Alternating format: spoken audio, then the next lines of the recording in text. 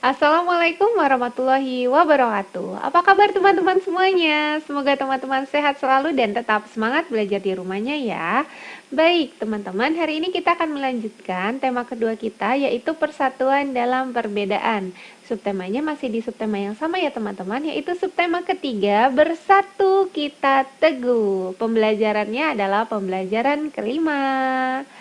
Baik teman-teman semuanya, sebelum kita mulai pembelajaran hari ini, yuk teman-teman siapin dulu nih buku tematiknya, yaitu buku tematik tema 2, dan tidak lupa alat tulisnya juga disiapkan ya teman-teman. Oke, sudah siap semuanya? Jika sudah siap, mari teman-teman semuanya kita berdoa bersama-sama. Mari kita membaca basmalah. Bismillahirrohmanirrohim. Alhamdulillah teman-teman sudah membaca basmalah ya sebelum mulai pembelajaran hari ini. Semoga ilmu yang kita dapatkan hari ini dapat bermanfaat untuk teman-teman semuanya. Oke teman-teman, sebelum mulai pembelajaran, Bunda akan membacakan tujuan pembelajaran hari ini. Yang pertama, dengan membaca teks, siswa dapat menentukan kalimat efektif dan menuliskan arti kosakata baku. Dan yang kedua, dengan praktik menghitung perbandingan senilai, siswa dapat mengerjakan latihan soal cerita. Oke teman-teman, sekarang kita akan mulai membaca halaman 170. Ayo teman-teman, kita buka halaman 170. Ada apa di halaman 170? Nah, di halaman 170 itu ada bacaan. Judulnya Peristiwa Merah Putih di Manado 14 Februari 1946. Sudah siap teman-teman semuanya? Oke, baik teman-teman bisa lihat pada layar atau teman-teman bisa lihat juga di buku teman-teman semuanya. Bacaan peristiwa Merah Putih di Manado 14 Februari 1946. Bunda Nina akan bacakan dari paragraf pertama. Pada tanggal 17 Agustus 1945, bendera merah putih berkibar di Sulawesi Utara. Sekutu yang masuk ke Sulawesi Utara dipimpin tentara Australia. Setibanya di Manado, mereka langsung melarang rakyat mengibarkan bendera merah putih. Pada akhir tahun 1945, tentara Australia meninggalkan Sulawesi Utara. Mereka menyerahkan kekuasaan kepada Nika, atau di situ di dalam kurung Belanda ya teman-teman.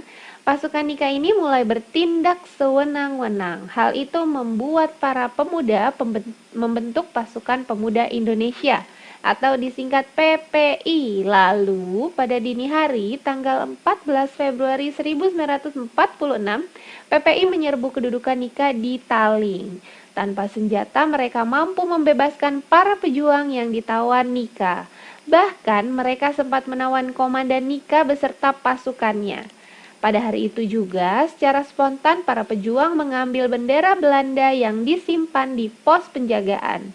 Mereka merobek warna birunya dan mengibarkannya sebagai bendera merah putih. Para pejuang lain mengikuti tindakan itu sehingga merah putih berkibar di Tangsi Taling, atau peristiwa itulah yang disebut peristiwa merah putih di Manado. Jadi nama daerahnya itu Tangsi Taling ya teman-teman ya.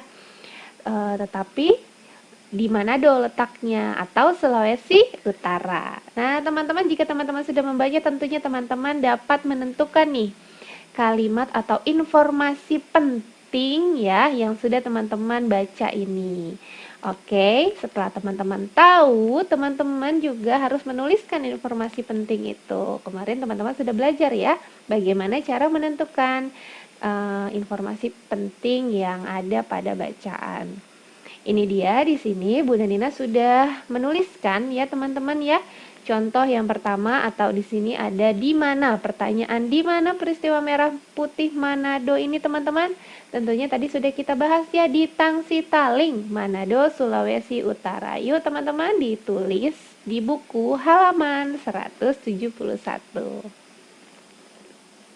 Baik, selanjutnya nomor 2 ya teman-teman. Di situ ada pertanyaan apa. Nah, apa sih teman-teman? Tentang apa sih? Apa yang dimaksud peristiwa merah putih di Manado ini? Jadi, peristiwa ini ya, para pejuang ini mengambil dan merobek bendera Belanda untuk mengganti bendera merah putih agar berkibar di Tangsi Taling Manado. Oke, pertanyaan selanjutnya teman-teman. Yang ketiga, siapa? Siapa sih teman-teman nih yang terlibat di peristiwa merah putih di Manado? Yang terlibat itu adalah Pasukan Pemuda Indonesia ya teman-teman, atau disingkat PPI. Kemudian kapan terjadinya teman-teman? Terjadinya tanggal 14 Februari 1946. Dan lanjut teman-teman. Bagaimana nih terjadinya nih teman-teman peristiwa merah putih di Manado? Jadi terjadinya ini pada dini hari ya teman-teman. Tanggal 14 Februari PPI menyerbu kedudukan Nika di Taling atau Nica ya teman-teman ya, Nica di Taling. Oke, dan yang terakhir, mengapa peristiwa merah putih di Manado ini bisa terjadi? Jadi kenapa bisa terjadi? Karena sekutu ini melarang rakyat mengibarkan bendera merah putih dan pasukan Nika bertindak sewenang-wenang ya sama para pemuda Indonesia. Jadi terjadilah peristiwa ini. Oke, sudah semua teman-teman? Oke, terima kasih teman-teman hebat, masih tetap semangat tentunya. Oke, kita akan lanjutkan ya teman-teman ya, masih harus tetap fokus. Oke teman-teman, selanjutnya kita akan menentukan apa ya Bunda? Menentukan kosakata baku, kemudian arti kosakatanya, dan teman-teman membuat kalimat. Ada di halaman berapa teman-teman? Ada di halaman 172. Yuk teman-teman kita buka halaman 172. Oke, yang pertama di situ ada kata pejuang ya teman-teman ya. Arti kosakatanya apa sih teman-teman? Pejuang itu adalah berusaha sekuat tenaga atau berusaha sekuat tenaga tentang sesuatu ya. Nah, contoh kalimatnya pejuang itu bagaimana Bunda? Nah, di sini Bunda sudah mencontohkan satu ya. Para pejuang menurunkan bendera Belanda. Nah, ini adalah contoh kalimat pejuang ya, teman-teman. Teman-teman boleh juga menuliskan kalimat lain ya. Oke, selanjutnya gerilya. Arti kosakatanya adalah cara berperang yang tidak terikat secara resmi pada ketentuan perang. Nah, ini biasanya dilakukan dengan sembunyi-sembunyi dan secara tiba-tiba. Atau perang ya, seperti perang secara kecil-kecilan tapi tidak terbuka ya teman-teman ya, jadi tidak diketahui. Oke, kalimatnya teman-teman boleh membuat sendiri ya, tadi Bunda sudah mencontohkan kalimat pertama yaitu pejuang, kalimat kedua teman-teman silahkan tulis sendiri sesuai imajinasi teman-teman atau sesuai pemikiran teman-teman. Lanjut, yang ketiga di situ ada kata baku jenderal. Jenderal ya, arti kosakatanya adalah perwira tinggi dalam angkatan darat ya teman-teman. Teman-teman juga boleh menuliskan kalimatnya sendiri. Dan selanjutnya di sini ada pasukan. Arti kosakatanya itu adalah kawanan, kumpulan, regu, kelompok atau golongan prajurit. Kalimatnya juga teman-teman boleh tulis sendiri. Dan yang terakhir itu adalah aktivitas. Arti kosakatanya adalah kerja atau salah satu kegiatan kerja yang dilaksanakan. Nah, itu adalah aktivitas. Ini sepertinya Bunda jenderal. Nah, ini kayaknya kurang ya teman-teman ya. Mohon maaf ya, nanti teman-teman yang ada di buku itu sudah betul ya.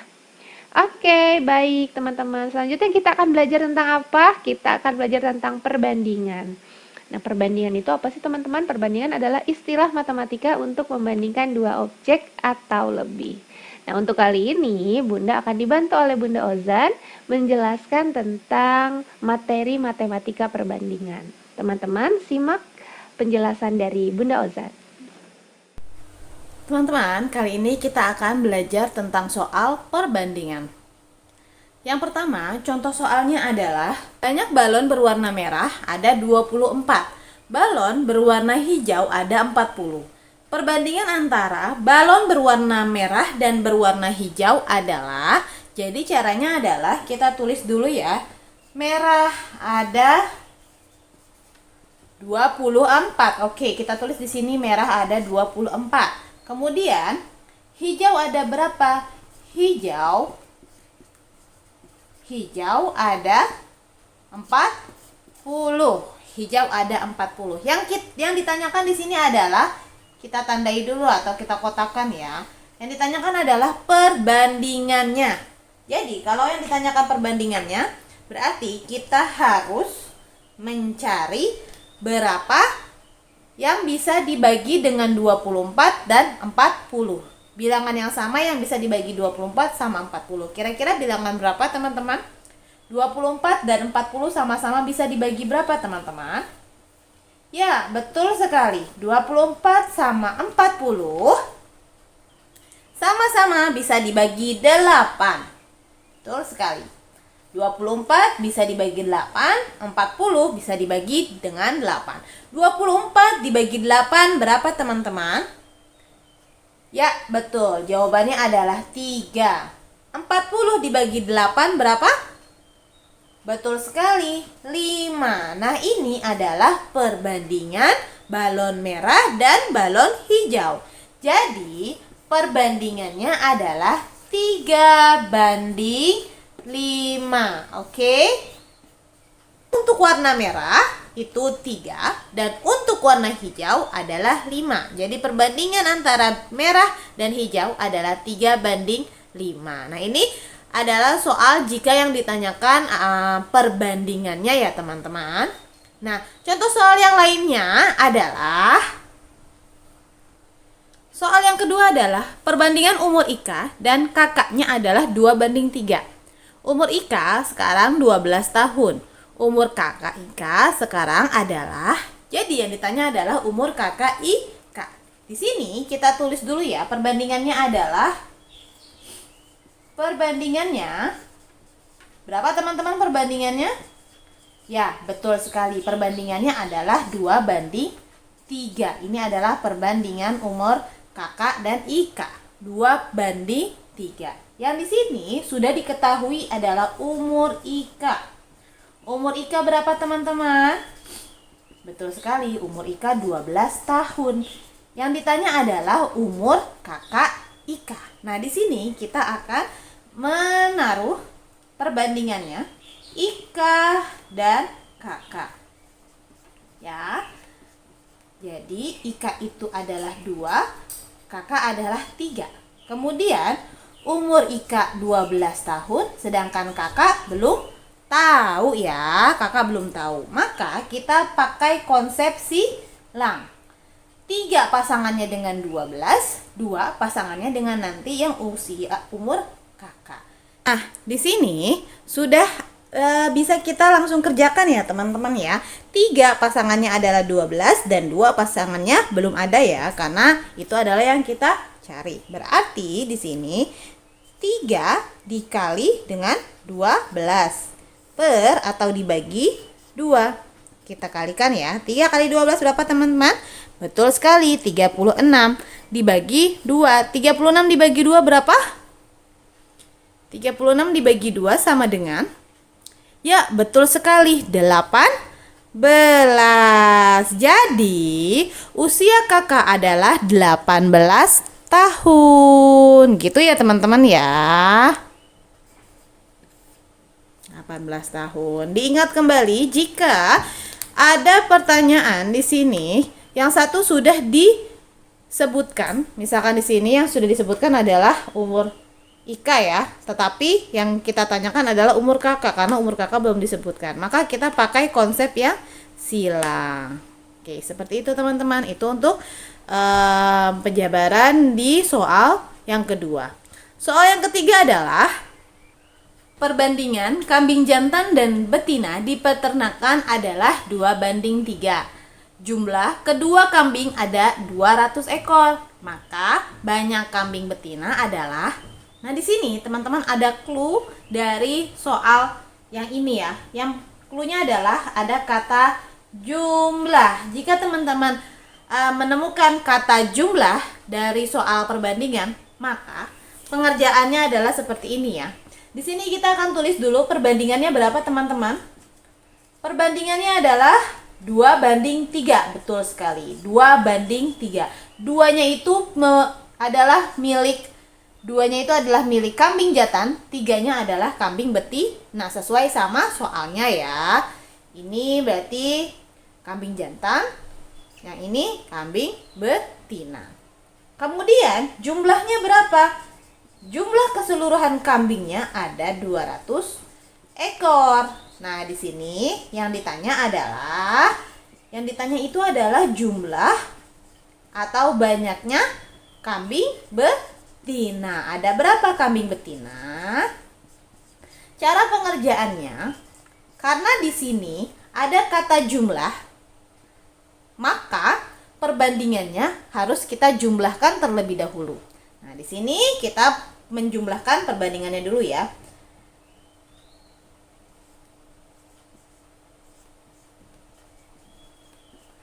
Penjumlahan perbandingan.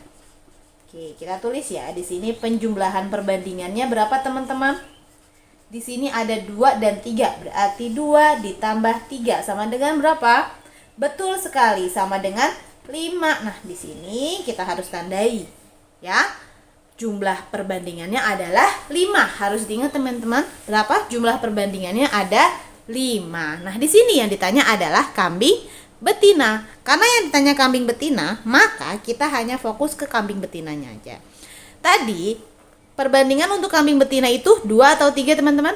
Ya, betul sekali, 3. Berarti di sini kita tulis 3. 3 itu dari perbandingan kambing betina ya. Per 5. 5 itu dari mana? 5 itu dari penjumlahan perbandingan ini. Oke? Kemudian dikali dengan apa? Dikali dengan jumlah ekor seluruhnya. Dikali 200. Jadi 3/5 dikali 200. Bunda ulangi lagi. 3 itu dari perbandingannya betina. 5 ini dari penjumlahan perbandingannya. 200 dari mana? Dari jumlah keseluruhan ekor kambing. Jadi kita sudah bisa mengerjakan di sini. 3/5 dikali 200. Nah, di sini 200 bisa tidak dibagi 5, teman-teman? Bisa ya, 200 dibagi 5. Berapa 200 dibagi 5? Kita coret-coret di sini. Ya, betul sekali, 200 dibagi 5 adalah 40. Ya, berarti kita di sini tinggal menghitung 3 dikali 40 berapa? Ya, betul sekali, 120. Jadi, kambing betinanya berjumlah 120 ekor. Gitu ya. Jadi, caranya adalah seperti yang tadi. 3 ini adalah perbandingan dari kambing betinanya.